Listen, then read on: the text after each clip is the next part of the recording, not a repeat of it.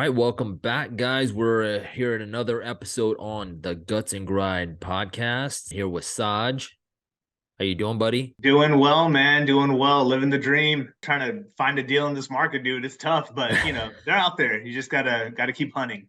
Yeah, it's man, the interest rates are not helping. I'll tell you that. It's that traditional financing route that we were blessed with for the last Yeah. 10 years is kind of drying up in my in You, my you know, eyes. it is drying up, but it opens up new opportunities, right? Like Yeah. I've been following Pace Morby, and he's talking about creative finance. I did one creative finance deal earlier this year, and so I was like, okay, that worked. And so if I could do more of those, like I feel like we should take advantage of the situation we're in, right? So I don't want to be like, woe is me, I can't find a deal. It's like, no, let's just reassess. What can we do? What can we make happen, right? You know what that brings up, Saj, is that I think to us, we're so creatures of habit, right? We're like, Yeah, oh, we want this same thing over and over. I found this formula. I want to keep this thing going, right? But yeah, in reality, what I'm learning as I get older is that's not going to be the case all the time in no, everything, jobs, life, right? Like things are going to change and we have to be able to kind of pivot to those kind of situations. What's cool is on this episode, we actually interviewed James Thannickal and he's our guest on this thing. And I think we kind of highlight a little bit of that, I think from our kids standpoint. Remember, I mean, I yeah, think like one of my favorite parts of it was, if we built this wealth, right, we plan to give it to our kids. What if they don't want it, right? Like we have right, to adjust to that, right? Like, and yeah, so we in life, right, we have to kind of be ready to change because he also mentioned another great quote to me was, if you're changing, that means you're growing, right? Like, and when you stop changing, that's where you stop growing, right? And if right. you're so there's a lot of nuggets out of this week's episode. I loved Oh it. yeah. For those that are about to listen, it's a full episode, lot of information, a lot of good stuff. He touches on out of state, real estate, being a landlord out of state, doing it independent, not having property managers. There's a lot of really cool things that I was like, oh, that's really simple. And more than that is like the mindset that you need to approach the stuff, right? Like everyone can have different mindsets, but it's awesome to hear other people's perspectives, like, and so, I mean, it's just a very full episode. I think you're really going to enjoy it. Absolutely. And with that said, let's hand it off to James. We got James on the episode this week. You're listening to Guts and Grind with Siju and Sajin, making the real estate journey accessible to anyone.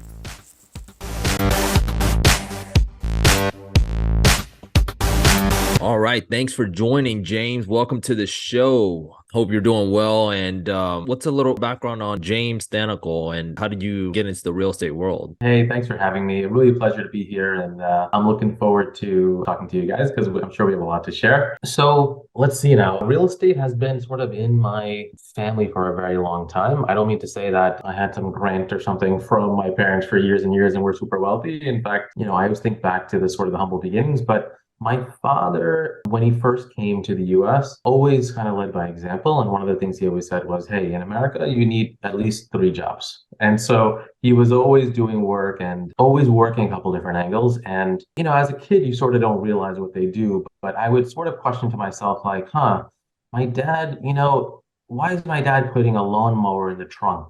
And, it turned out because he was, while he was at work at the hospital, he was going on his lunchtime with a lawnmower in the trunk to go mow the lawn at one of the rental houses during lunch. When we would walk into these homes that weren't ours, and as a kid, you sort of don't understand that, but my dad would open the front door just he opened our house, and we would go into this empty house and we would be fixing stuff and painting stuff. And you sort of start wondering, like, why are we doing this? And so over time, I realized that my dad was sort of taking all these measured risks with real estate. And, as a kid, you sort of don't realize it. You just take it for granted. You think everyone kind of grows up like that. And my father didn't necessarily say, do this or do that. But over time, it just came this sort of normal thing where I would see him doing different things. And soon I even saw him doing some out of state real estate. And so that really drove me to, it's funny, like I laugh at myself as I self-introspect, but I didn't pay attention to it. Only in looking back where I was able to realize what he was doing, why he was doing it, the struggle that he must have had for it. But that is kind of how I got into the real estate space. It was one of those things that just sort of happened around me at a small scale, single family homes. My father had, under 10 doors under his name, probably at the max, but, had out of state, had in state, plenty of mistakes. We had plenty of times where I would meet tenants and there'd be arguments and issues, trying to kick people out because they weren't paying rent. After giving them a long period of, kind of understanding and things like that. It was one of those things that just was around me, never quite paid attention. But luckily, as I got older, I realized, oh, I need to pay attention, start paying attention to why we're doing this, what we're doing this. And so I was able to catch a lot of it. And even though my father passed now, I was able to capture a lot of the essence of what he did and why he did it. And that's been such a blessing for me. And I'm really happy to talk to you, other folks who kind of have a similar passion for real estate, because I think it's one of the best ways to build wealth for your family and just have a lot of fun, frankly. Yeah. James, I want to chime in a little. I just want to ask two things. So do you have an idea of why your dad went that route for real estate? It's curious because in our community, there's a lot of uncles and aunties that went that route. My folks didn't. Like later on when we were older, they did, like for just one property, a house that we lived in. And it was kind of an accidental, and we kind of forced them, please, let's make this a rental. But it seems like your dad was just, hey, this is what we're gonna do. Do you have any insight on that? Why was that a thing for him? Yeah, it's so interesting. I thought in my family, in my extended family, and I have a large extended family who I love, we constantly got together and talked about finance. And I don't mean like spreadsheets, but I mean we would all say what are you doing? What are you doing over there? What are you doing here? We had cousins in different parts of the US, and we would talk about money and how to make money and how to keep money and how to, and the kids and all these other different things. They would trade these topics all the time. The funny part is, I thought that was normal. I thought that was the way everyone did it until I got married. And then in my wife's family, they handle it differently. They all do very well, but they don't talk about it like my family did. And so I realized that is one of the things that I definitely want to put out there is that people are scared to talk about finance, how much money they make, what their door count is, or what they're working on, especially the losses. People always tell you the highlights. They're scared to share their losses. And I don't think over time, I've realized that being humble and being open is actually a great way to grow and learn. When you share, people share. It's like the sort of symbiotic relationship. It's this world that we live in, right? It's that doing it for the gram kind of thing, right? And I love that you highlighted that, it's not just the wins, but it's also the losses that people learn from, right? And that's what this show is for. And I love that you brought that up. But I wanted to ask, for the listeners, where were you guys heavily focused in, or what area of the country did you initially invest in? Your dad, or how did you kind of, begin that? Where was that at? Yeah, so right now I'm in Houston, Texas, but originally we were from Queens, New York. And, we were born in Brooklyn, no real estate in Brooklyn. There was some, but it was kind of so gone. But in Queens, my father had the opportunity to buy some small condo units. Actually, there were co-ops for folks, cooperative versus condo, different types of real estate. Condos, you actually own the house, but maybe not the land. But cooperative, you own shares in a corporation of a real estate. And so he bought a couple of co-ops. He bought some single family homes, all in the Queens, New York area. Then after getting comfortable with the idea, we had visited some places in Florida, and he got comfortable buying a single family house there and also some condos there. Let me pause you right there because that's big, right? I mean, if you live in New York and you're investing in Florida, it's different now because we have access to internet and we could reach people and things like that. How did he get comfortable making that jump? That's a big move, right? I'm just now getting into the whole, out of state real estate. And how did he make connections? What's the story on that? So it's so interesting you asked that, because one thing I think that education is big, and I listen to every podcast and YouTube and book I can read about when it comes to real estate. But one thing that we don't talk about in real estate is when you come into real estate, subconsciously, all of us sort of take our risk meter, we put it on the table, and then we hit it with a hammer so it goes away.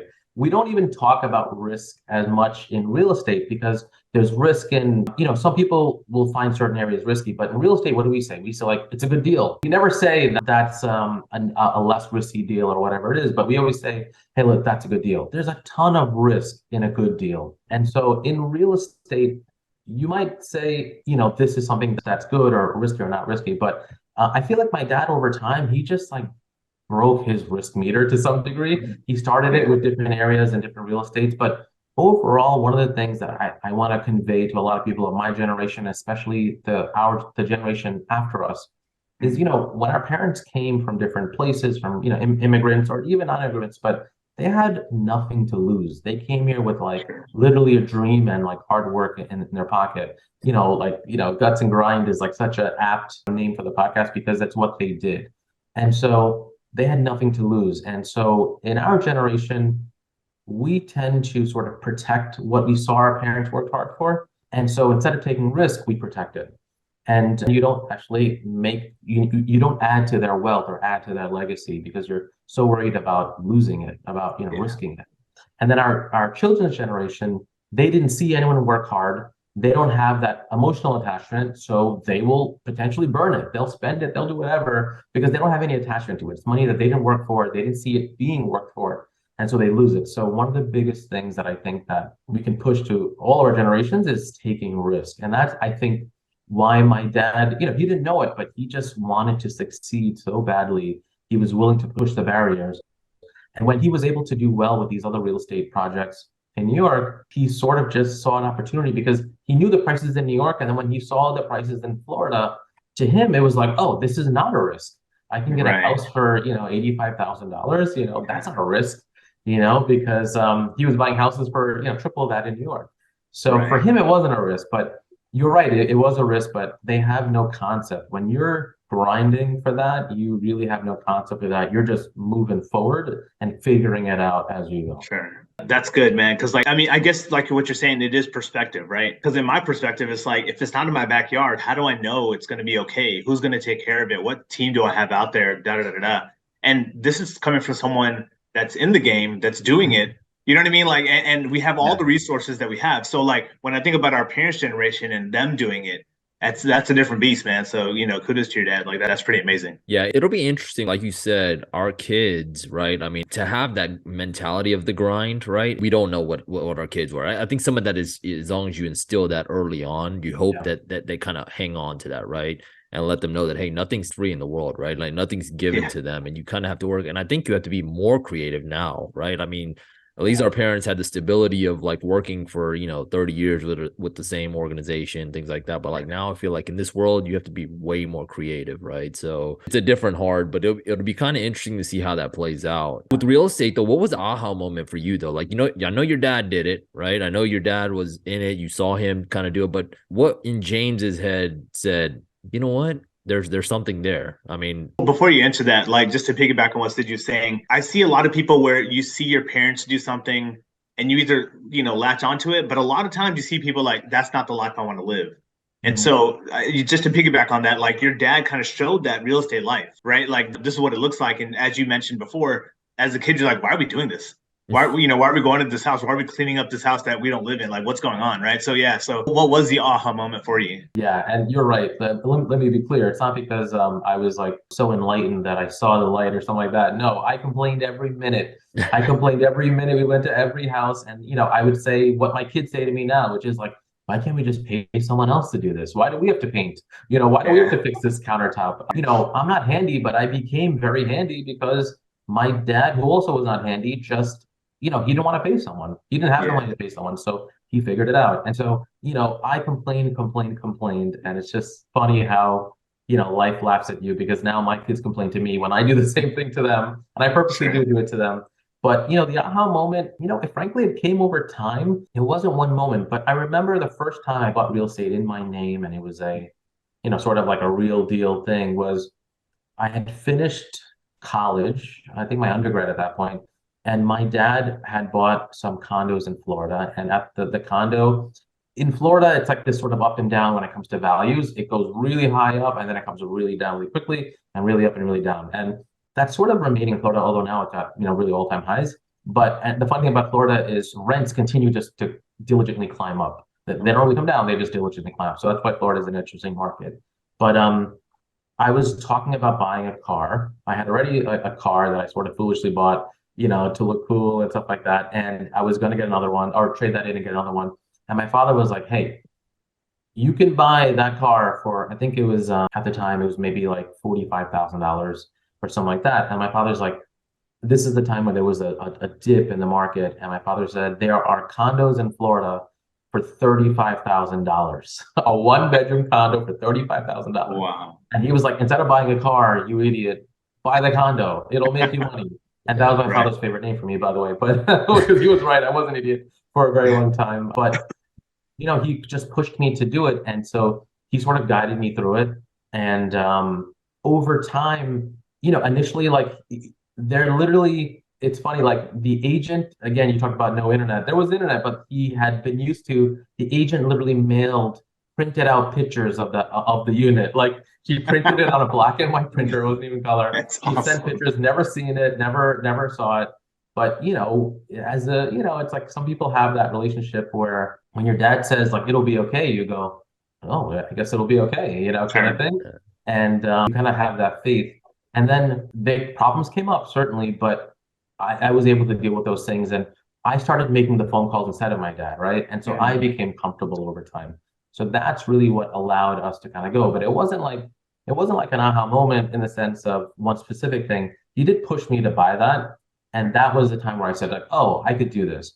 And don't get me wrong, and don't let anyone fool you when you're talking about real estate, no matter how many doors you may have, maybe after a certain point, but I still get nervous. I still have those feelings of, oh man, was this the right deal? Was this the right, did I ask for the right thing? I think that's totally normal and natural. And that's good. If you have those feelings, I would say that's the right feeling. You're in the right place. You're doing the right thing.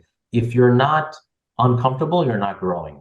So that's the key thing, right? If you're not uncomfortable, you're not growing. And if you should be uncomfortable when you're buying real estate for a very long time. This is kind of off script, but like it seems like it's a family oriented type of business in your world.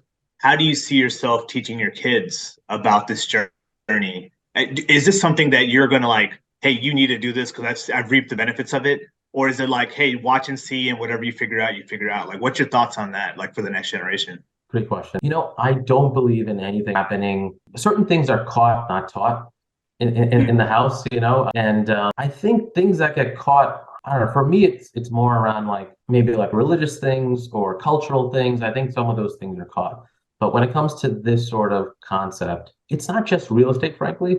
There's a great phrase that I say all the time to my kids by, I think it's Zig Ziglar, who says like, some people tell their money where to go and other people wonder where their money went.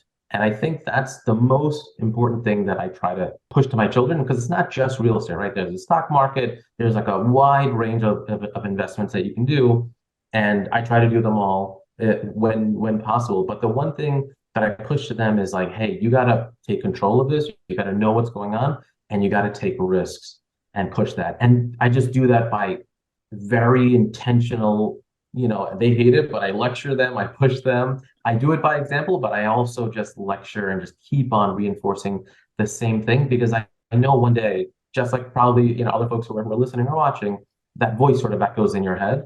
And I'm just praying that one of those times will echo in their head. I love that. And I think that resonates with a lot of the parents, right? I mean, I think you're right. It's not just saying, hey, taking your kids and pushing them to real estate or pushing them. It's understanding the base functionality of money and what money is as a tool, right? And how does it get you, the next investment or your next income or whatever, right? How can you get it to work for you? And then from there, you expose the kids to it, and then hopefully one of the kids land on it and they say, yeah, oh wow, that makes sense, right?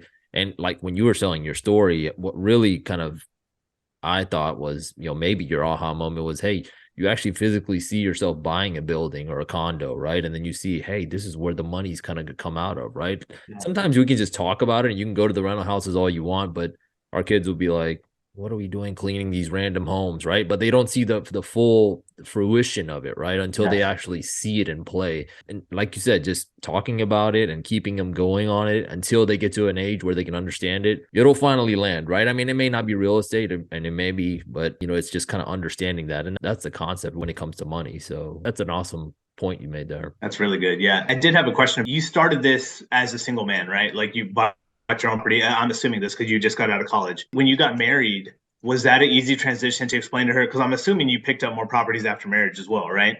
Yeah. And so was that like a huge learning curve for her? Because I feel like for you, you had the wherewithal and you saw it as real life. And you mentioned earlier that your wife's family doesn't talk about money like that. And I don't know what their investments are if they're in real estate as well. But what did that look like as far as like, did you have to convince your wife to buy more properties or was that a struggle? Like unpack that for us a little bit. Yeah. So this is like a concept that I think is like a tough thing for a lot of marriages. Money in general, everyone knows, Sure. one of the biggest reasons for conflict and all those things. And it's interesting, my wife and I got married when we were fairly young.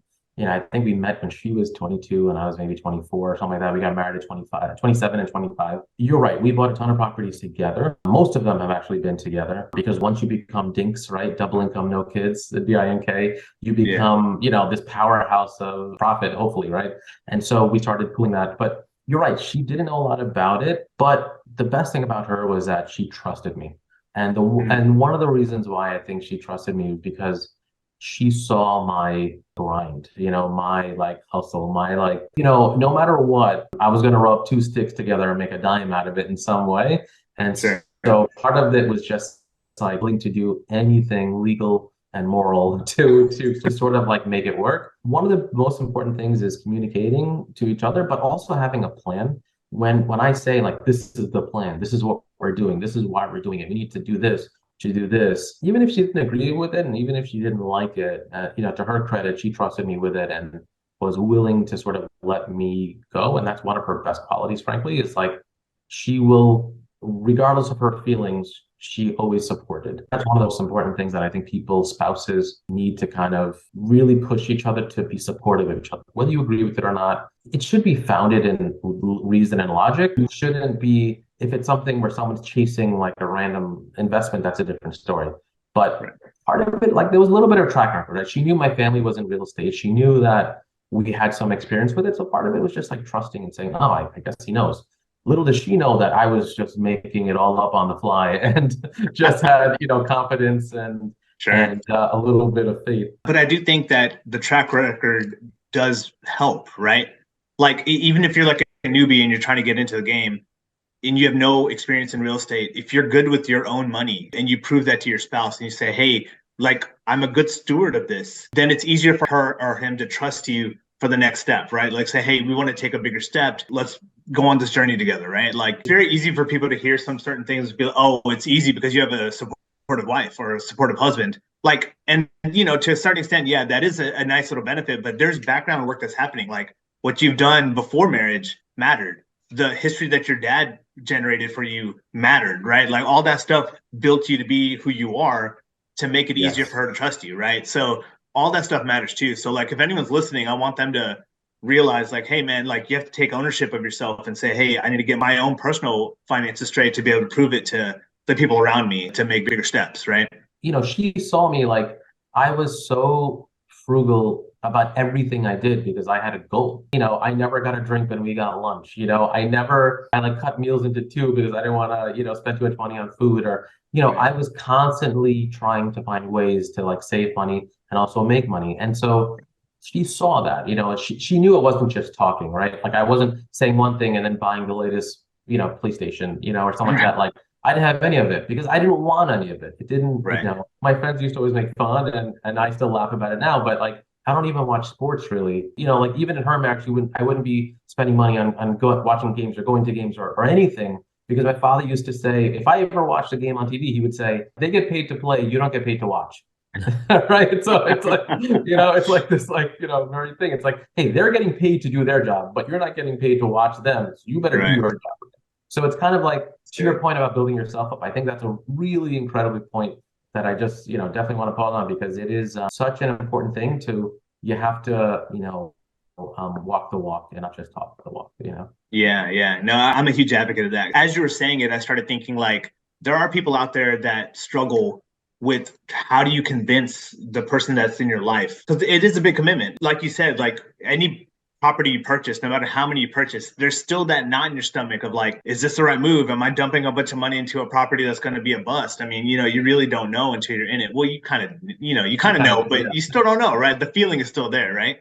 Right. And so it's just something that we need to be mindful of, right? Because the people around us need something to believe in. It can't just be a blind, all right, man, you've been throwing away money on Jordans. I guess let's buy a house and see what happens. You know what I mean? Like there needs to be some type of precedent set And let's put it in the truth out there. You need money to make investments anyway. So if you're not, I'd be lying to you, tell you, if you have no money, I mean, you can't do stuff. I mean, you probably can, but still, you want that practice, right? It's how you manage your business, right? So if you can't manage your personal business, it's going to be tough managing, an actual business, right? If we could touch a little bit, James, on your portfolio today, what does that look like? Are you staying local to Houston? Are you focused in New York? If you want to dive into a deal, that'd be great. I mean, for the listeners, it's usually helpful if there's something in your mind. But yeah, just give us a little background on what the empire looks like today. It's not quite an empire, but we do have multiple properties in multiple states. New York, Florida, and Texas is where we focus. I love New York, but although I am eventually do want to get the properties out of New York just because it's becoming less landlord friendly. And so I do want to focus more in Florida and Texas, where it's a little more landlord friendly when it comes to issues. But, a couple of properties between homes and condos as well. So kind of a mixed bag there. And actually recently in the last week, we actually closed on our first commercial property. First Congratulations. Thank you. Nice. Thank you. Still, it's plenty of issues going on there. Can't get the power on for 3 weeks because there's like a commercial permit process. But this is why, frankly, we did it, because we had gotten success in single family homes and apartment units. And we've never done a commercial property before. So we want to try that and see where it goes. Certainly learning a lot, diving into a deal. Actually, before you dive in, could I ask a question? You said single family homes, apartment units. Does that mean you have complex, apartment complex? Sorry, no, it should be units within a complex. Units within a complex. So single family homes, units within a complex. And when you say commercial, is it residential commercial, like a multifamily, or like commercial, like a business moving in there? Great question. Yeah, sorry, I should be more clear. It is a business moving into like an office space. Wow, that's awesome. I'm so interested in that, because you know how you find a pocket and you just kind of run with it. Like, I've been doing the single family home for a while, and I'm like, I got to get into multifamily, or I get into commercial. Yes. But then, the nervousness is still there, right? It's like, I know this one element of real estate, but do I know enough to get into the next step? So exactly. That's super cool that you're trying, man. Like, you're diving in there and figuring it out. That's awesome. Before we move on, you also mentioned New York's not landlord friendly. Can you dive in a little bit more, like what makes New York not as friendly versus kind of down here, since you have exposure to both? Yeah, absolutely. So, one of like the worst case scenarios for any person in real estate is a tenant not paying their rent. That's like the big one on the table. There are plenty of other problems that can help, but a tenant not paying rent is one of the biggest things. Depending on how you structure a deal, that rent is covering the mortgage, it's covering insurance, it's covering in a whole mess of things. And so, it's important to get it rented as soon as possible and have it rented as often as possible, every month, all the time. And one quick diversion I'll say is, I know a ton of people who do this thing where they price their unit really high or their house really high because they want the top of the market. I never do that. I always put it like at least $150 lower than the average rate, maybe even $200 lower in the first year, just to get someone in, because it's better to have it rented at a lower rent than it is to have it empty for 2 months and then have it rented at a higher rent. You're not going to make your money back. The extra $200 that you might save, you lost in the first 2 months anyway. So now, after it's rented for a while, and you can put in your lease to say you have to give me 60 days notice and let me show the unit for at least 60 days before the person leaves, then you can raise the rent, because you have 60 days now to find someone, show the unit, find someone, and things like that. So when you're first leasing out a property, get it in low. Your numbers should be managing that low number.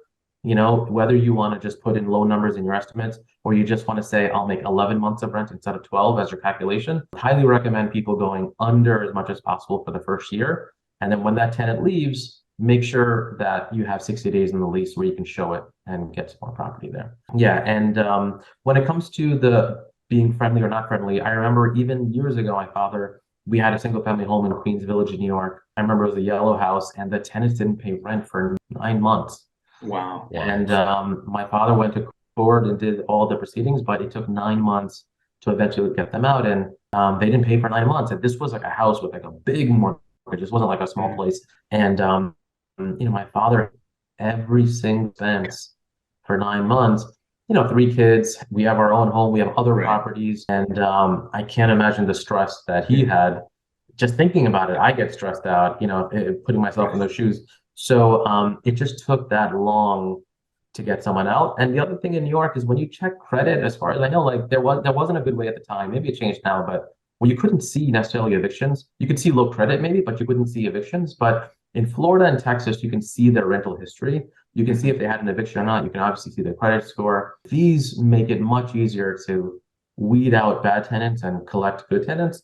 And also, Texas is reasonable around bringing a case to court saying, hey, someone didn't pay their rent. And again, I'm someone who always wants to work with people. I'm never looking to be the harsh landlord or the harsh sort of some lord saying, yeah, let's just kick everyone out as soon as they don't pay. We talk to people. We make sure that we have an open line of communication and we keep connected with everyone. But, if it comes to where someone's truly taking advantage of you and literally taking food out of my kid's mouth, then I have to do something.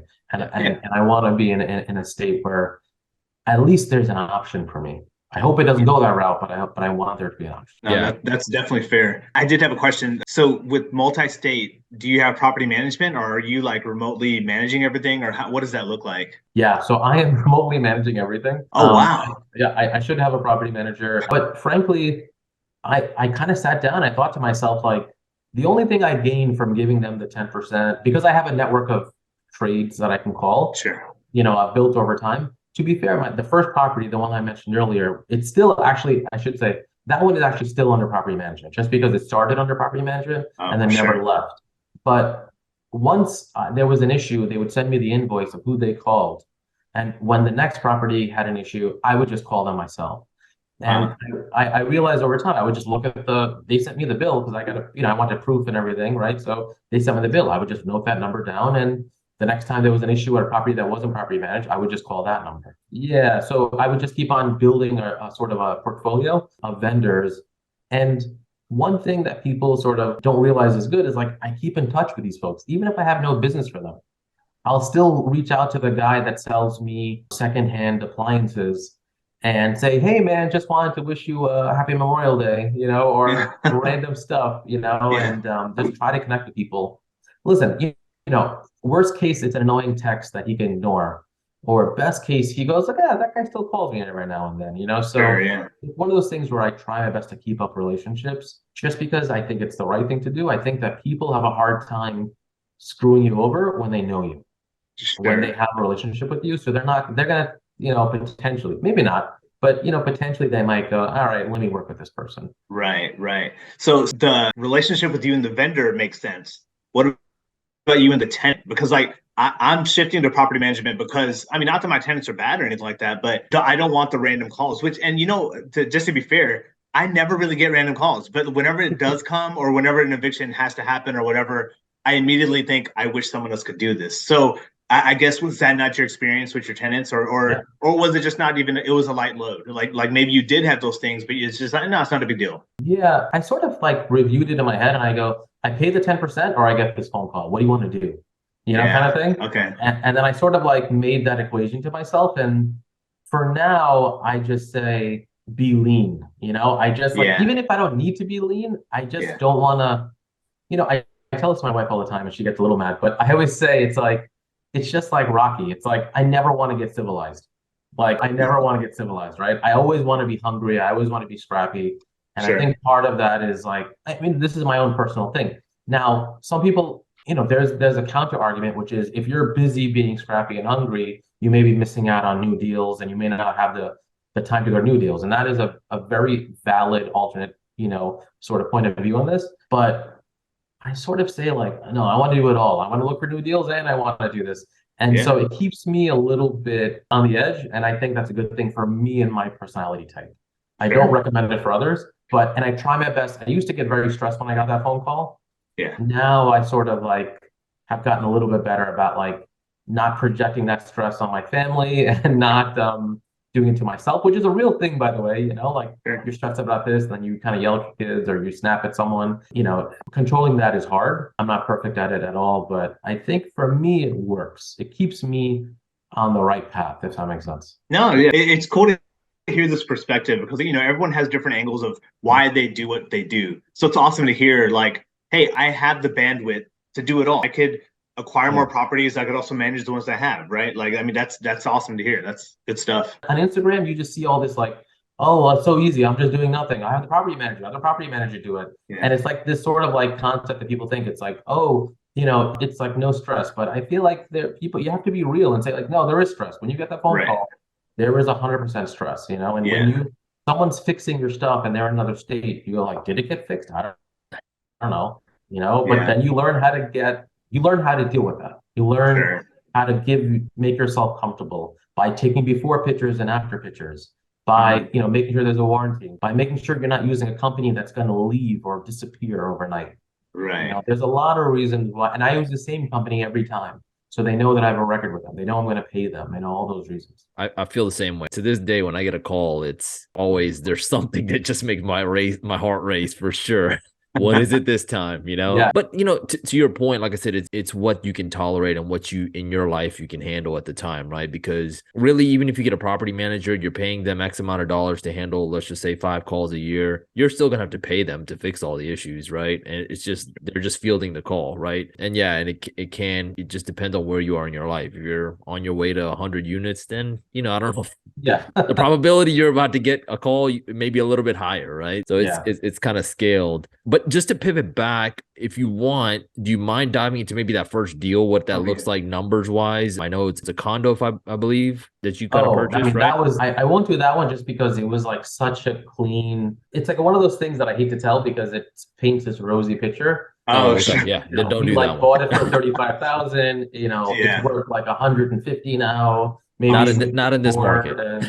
A recent deal that we actually so like my wife and I, one of our goals was to try to do one piece of real estate every year, which I think is a very attainable goal, assuming that you just have to put down the down payment amount. We're not buying in cash, everything's mortgaged.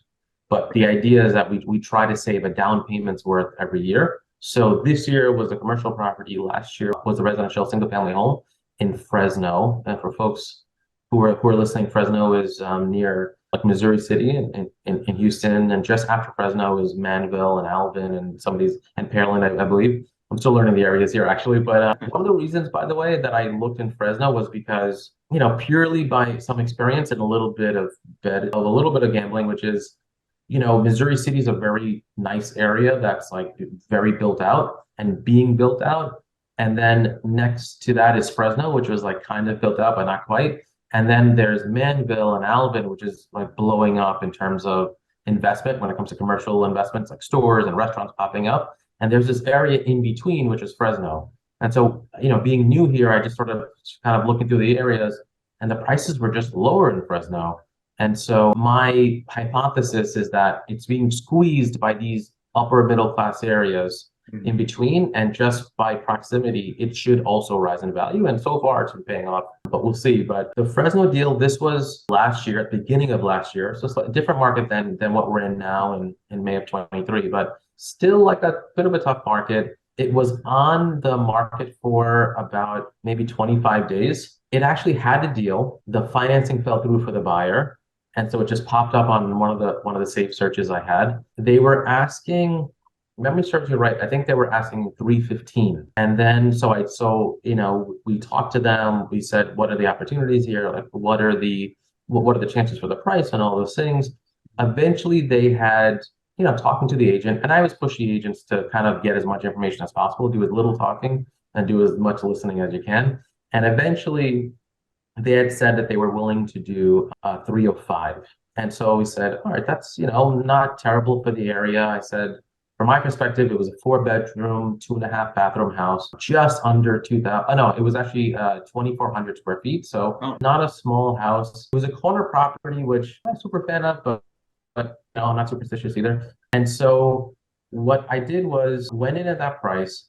And then 2 things that I always try to do when it comes to buying real estate. One is I try to get a longer option period. So if I can get 7 days or 10 days, if I can, I try to do that.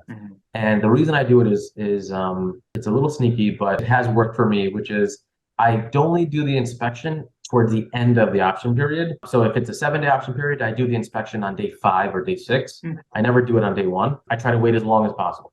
And then I do it on day 5. And then as soon as I get that report, I immediately then go back to the seller and I say, hey, here are the following things that you have to give me a credit on, or you have to fix.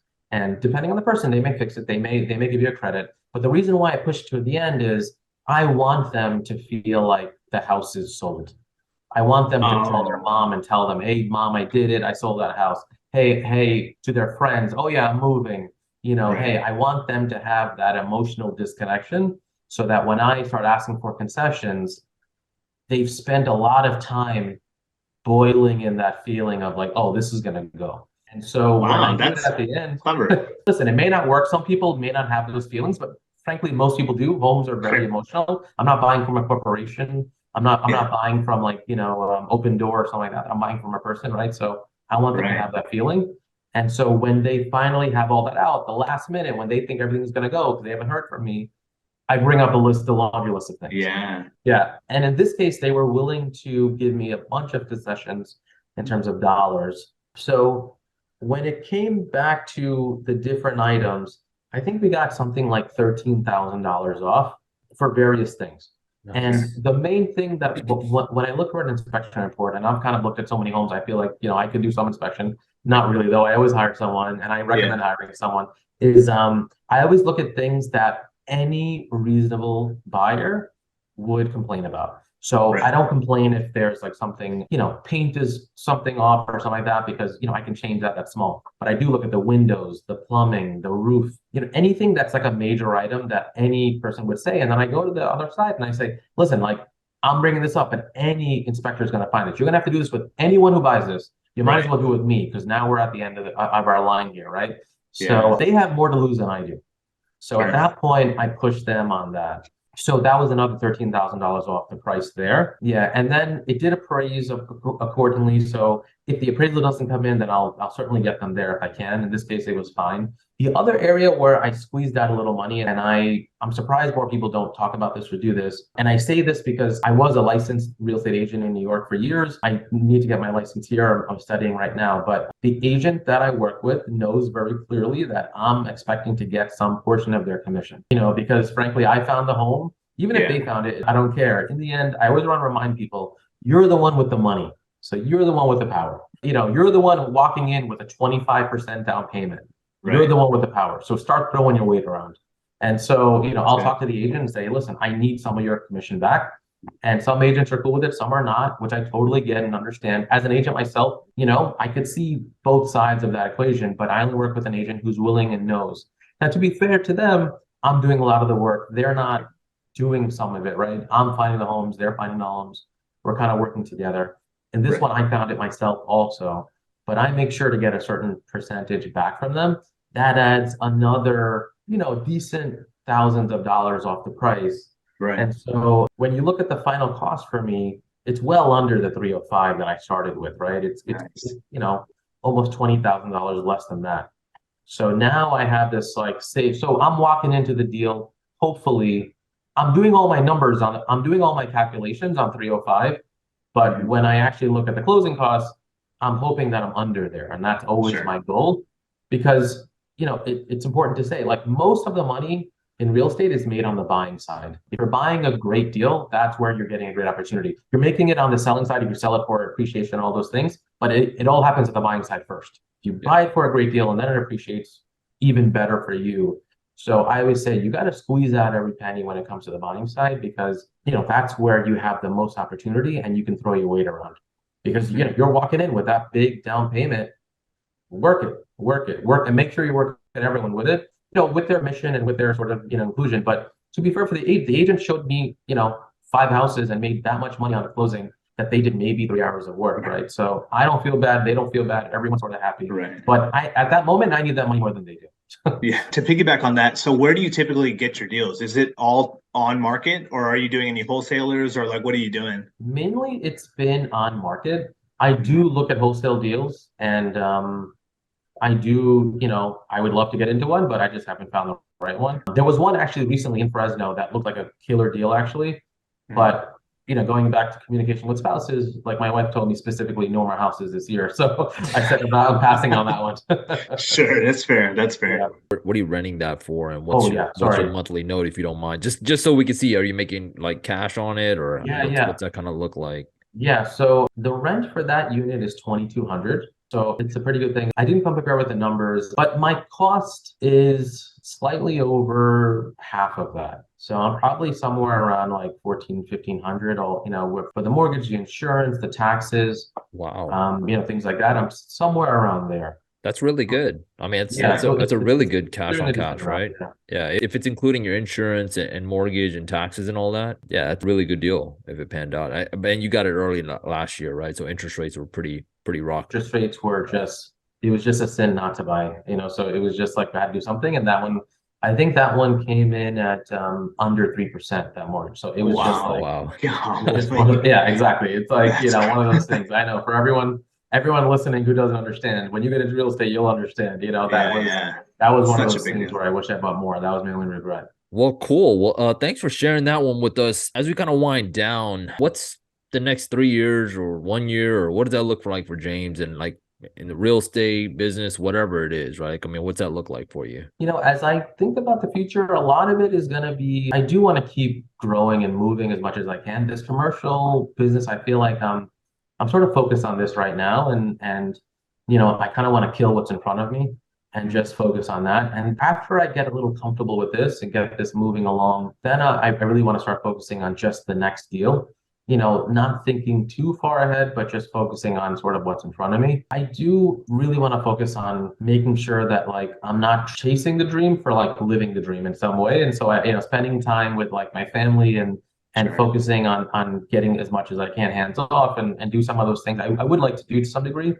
But this is what I enjoy. This is something that I think is like the concept of never being comfortable is like the most important thing that I sort of keep thinking about. So when you say planning, it's like for the next 3 to 5 years. To me, that's like I'm planning because I want to be more comfortable. I want to set up something. But for me, it's like, no, I'm not thinking about that. I just want to kill everything in front of me Right. for as long as I can. And then wind it down. One thing I have said to friends and family is like over time, don't get me wrong, there is a lot of stress in real estate. And I used to work on Wall Street and financial services for a long time before. Now I'm in healthcare, which is what I do during the day. But one of the most important things when it comes to financial planning is uncomplicating your life as you get older. And so one of the most important things that I want to do, maybe longer than 3 to 5 years, maybe more 10 years and 15 years, is I do want to start liquidating some of this real estate, putting it into actual cash and just having that money work for me, just, in a very safe sort of thing, because over time, money and properties complicate everything as you don't know what's going to happen to you in the future. I don't want something happen to my family, something happens to me and then my family has to deal with it. My kids may not be ready for that. My wife may not be ready for that. And so I think it's my responsibility to reasonably wind down and uncomplicate our finances to a place where it's just purely automatic. They have something to work with, but they're sort of like a float. They just have like a little bit of float. They can do what they want with it from there. And then, my family will have to decide how they want to do it. But I think that's sort of like a gift I can give to them of not giving them necessarily a burden. I have the heart and drive for it, but that doesn't mean that they will. I hope they do. And I'm going to work very diligently and intentionally to give them that drive every day. And listen, I say that, but if my son or daughter says, don't sell it, please give it to me, Sure. I'll manage it, I'll be so happy. So is the idea that, because you're saying wind down, that's more of a courtesy to your family in case they don't want the burden, right? But you actually see it as like, no, hold it for as long as you can. Oh, You yeah. still see that as a benefit, right? To hold it as long as you 100%. can, Yeah, right? I want to hold it Okay. as long as I can. But I Yeah, also no, think at certain age levels, you sort of have to like, come to that sort of check of like, hey, I'm not going to live forever. And you don't know what's going to happen, right? sure. So like you kind of want to like plan ahead. No, that's fair. I've never heard it that way. It's actually very insightful for me to hear, because in my mind, I'm thinking buy until you die, and then let the kids, like, and build a system around it to where they don't have to really manage it. But at the same time, there are burdens, like you said, like it's still property, and it's going to be in their Yeah. names, or in a company name that they own, and blah blah Yes. blah. So there's a lot of things to figure out. But yeah, Yeah. that's awesome. And even in spouse, like money can, cause divides in spouses, and it can also cause divides in your children, right? If you have multiple Sure. kids, and they have to agree on what to do with it. One may want to sell it, but one may want to keep it. Then, Right. well, then who's the tiebreaker there if you're not around, Yeah. And Yeah. do you want to put that on your spouse? Now they're the bad guy, the good guy. To me, it seems like the cleanest thing is to like uncomplicate, just uncomplicate it, put it in a fixed rate annuity, let it Yeah. pay you every month. And, not me, but if you have millions of dollars at 4%, 5% annuity, that's a healthy salary that you can live on Yeah. and sort of enjoy. So that's It's sort a of how great I look plan. at it. Yeah, that's a really good plan. That's awesome. Just to throw it out there, if you had to start all over, what would it look like? Would it look like the same trajectory, or you have the knowledge you have, but none of the houses or anything like that? What would you do? I think one of the most important things for someone listening or watching, I think like there's two things, right? One is like educating yourself is the number one thing, and hopefully if someone's listening or watching this, like you're on the right track, like you're doing the right thing, which is you are getting educated. Investing in yourself is one of the most important things, and I think like that needs to become an obsession, and it sort of has become an obsession to me when it comes to I just want to know what's out there. I looked into buying art because like outperformed the stock market every year for the last 10 years. I didn't know that, but then, it's like, and I may not buy art or something like that because it's not for me, but I just want to know what's out there because I just become obsessed with like learning the topics. And I think the biggest thing people can do is learn as much as you can, invest in yourself, buy books. Like YouTube University is amazing, and that is one of the most important things that I would say. The second thing is, going back to how we started, which is like you gotta like put your risk on the table and hit it with a hammer and Yeah. take a little bit of risk. One of the things that when you start learning about real estate, you realize very quickly that you need to talk to people about real estate and find people that are kind of in it or doing it. And so I would say it's like start the conversations with your own family, with your own friend group, find people who are into it. If people are not in your friend group who are into it, find other groups of friends that you can also meet with. There's real estate meetups and Facebook groups. Just like start getting into the lingo, learning all the acronyms, learning all the little sayings and things. I think that's important. When you have people you can talk to about it, you sort of start reducing your fear, right? There's like two types of fear that I think humans have. One is like, I'm scared to get on a bicycle because I might fall. And the other fear is like, I shouldn't touch a hot stove because it's going to burn me, right? That fear is still good. You should keep that one. But the other one, the more you start talking to people, you start getting more confident to say, all right, let me get on that bicycle and see what I can do. So I Right. think educating yourself, talking to people around it, I think are the two critical things. And then just doing it, knowing that, taking that risk I think is the hardest thing. People just don't want to do the work and the risk. And that's the two things you got to break. You got to realize that like you got to get on the phone and have these really uncomfortable conversations with people you don't know. Right. I interview every tenant over the phone and I talk to them and I'm trying to gauge. I'm really talking to them. They're like, hey, so I see the applicant, I see your credit score. I ask questions I know the answer to already because we did a background check, but I just want to hear how they answer it. I Sure. think some of those things are so important. That's what I would do if I was starting again. I would make the network and just study, but eventually you just gotta jump with both feet in. I couldn't echo everything you said. I think it's Yeah. more just, if you've done enough work on the research and studying side, you should feel really confident to pull that risk, right? Of course, the first one's going to be hard, right? It's just a matter of if you've done your due diligence and you've done enough research and study, at some point it's going to plateau, right? Like there's only so much you can learn without actually applying it, right? Yeah. And so you hit all the nails on the head, and it's just a matter of, again, for those that are listening, it's a risk, but as long as you calculate it properly and do your numbers right, you do your research, it's a risk like anything else, but I think it's a more safer risk than a lot of things that we do, right? So great advice. Yeah, no, to echo what everyone just said, I mean, like, I totally agree with all of it, man. Like, just being around, this podcast was birthed out of that idea. Like, Yeah. Siju and I would just kick it and we just hang out and we start talking about real estate because those are, there's not a lot of people around us that do it, that we know of at least, right? And as we started having conversations about it, we said, hey, let's do this podcast. And then we started realizing, oh, a lot of other people around us are doing it, but there needed to be some type of platform to say, hey, let's all come together and talk about this, right? Yeah. So I'm all about it because like when you're around it, you get more and more confident. And I think that's what you need to move forward. Yes, absolutely. Well, thank you so much, James. Dude, we got so many nuggets out of this one. This was a really good episode, I think, just even for us, but I know for sure our listeners too. But if you want to spout off Instagram handle or how anybody can get a hold of you, feel free to, or we can definitely put it in the show notes as well. Yeah, actually, I'm actually really proud. Recently, I did something that I started for my talking about our kids, writing stuff down, some of the things that I think about this. And I actually wrote a book. It's called Personal Finance Made Practical. It's available on Amazon. So if you search either my name, it looks like It's good, man. It's really good. Oh, thank you so Nice. much. Yeah, so if you happen to be on Amazon, which I know you are, check out the book. It's called Personal Finance Made Practical. It's a very easy read. One of the things I tried to do with it was write it in very clear language, very simple language. Frankly, I wrote it for high school kids, college kids, folks who just don't need to get into the details right now. I feel like there's a lot of books that either are yelling at the younger generation for buying too many lattes, or there's other books that are like more like textbooks. And then there are other books that say like, oh, you're so dumb, this is so easy.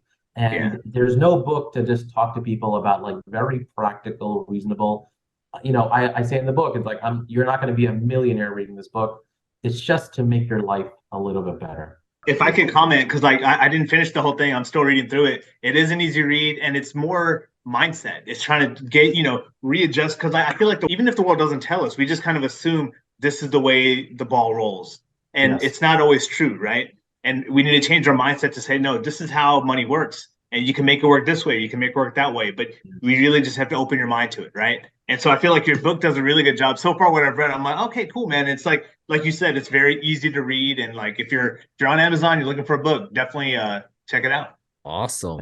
Man, that's awesome accomplishment, James. Thanks again. And yeah, go out and get his book. Hopefully you guys have been listening. And thanks again, James. I appreciate the time. Thanks again. I had a lot of fun. Thank you, guys. For everyone that's still watching, thank you for sticking around for this long. We really appreciate you. If you're here, share this podcast with your friends. Click the like button, subscribe, do all the things that people tell you to do, man. Like, we really appreciate it. More than all of that, comment. Wherever you're watching this, comment. We want to hear your thoughts, because we don't want it to be just like us talking to you. We want it to be a community and have a conversation. So let us know what you think. Thanks for clicking. Thanks for watching. James, once again, thank you for being on the show. You are a wealth of knowledge. Hopefully we can have you back once the commercial property gets stabilized, and we can talk about that next time. So I have a lot to say. Thank you. awesome, man. Well, until next time, we'll catch y'all later.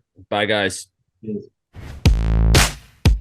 Thanks for listening to Guts and Grind with Siju and Sajin. Be sure to tune in next time.